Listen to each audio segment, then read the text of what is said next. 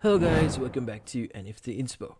For today's video, we are going to show you how to select a preferred payment method on Venmo. So if you're interested, let's start our tutorial.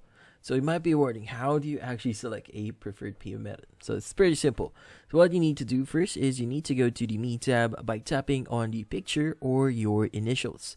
Now from there, click on the settings here in the top right corner and opt for payment method from the available choices. And from there, you could basically select your preferred payment method.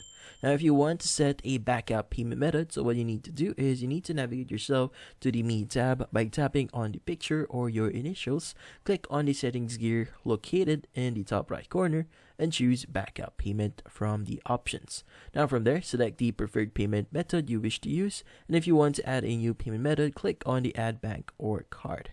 And that's about it. So hopefully this video was able to help you. Like and subscribe to NFT Inspo. Thank you for watching.